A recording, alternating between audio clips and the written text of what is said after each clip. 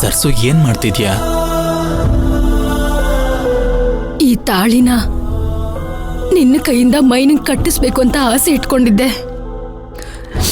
ನನ್ನ ಆಸೆಯಾಗಿ ಉಳಿದ್ಬಿಡ್ತು ಕಣೋ.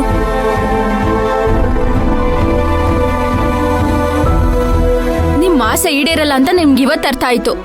ಅದ್ ನನಗ್ ಯಾವಾಗ್ಲೂ ಗೊತ್ತಿತ್ತು.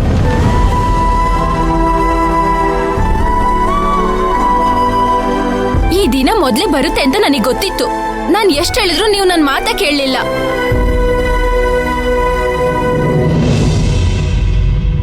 ಸಿಕ್ಕದ್ಲಾ? ಇಲ್ಲ ಖುಷಿ. ಹೇ, ಬಾತ್ರೂಮ್ ಚೆಕ್ ಮಾಡಿದ್ಯಾ? ಸ್ನಾನಕ್ಕೆ ಹೋಗಿರ್ಬೋದು.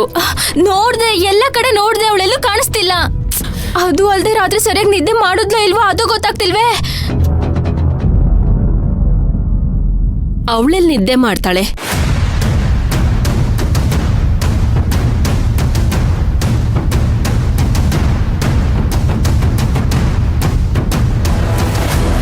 ಮೇಡಮ್, ನೀವು ಅವಳನ್ನ ಎಲ್ಲಿ ಕರ್ಕೊಂಡು ಹೋಗಿದ್ರಿ?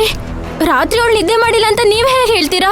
ಧ್ರುವಂಗೂ ಮೈನಂಗೂ ಮದ್ವೆ ವಿಷಯದಲ್ಲಿ ಏನೋ ಸಮಸ್ಯೆ ಆಯ್ತು ಅಂತ ಗೊತ್ತಾಯ್ತು. ಅದನ್ನ ನೇರವಾಗಿ ಮಾತಾಡಿ ಬಗೆಹರಿಸೋಣ ಅಂತ ಧ್ರುವನ್ ಮನೆ ಕರ್ಕೊಂಡು ಹೋಗಿದ್ದೆ.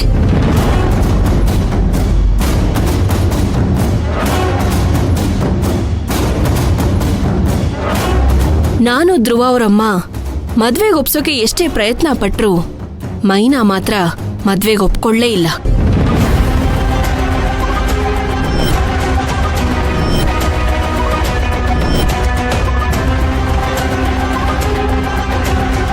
ನೋಡಿ ಮೇಡಮ್, ನನಗೆ ನನ್ನ ಕುಟುಂಬ ಬಿಟ್ಟು ಇನ್ಯಾವುದು ಮುಖ್ಯ ಅಲ್ಲ.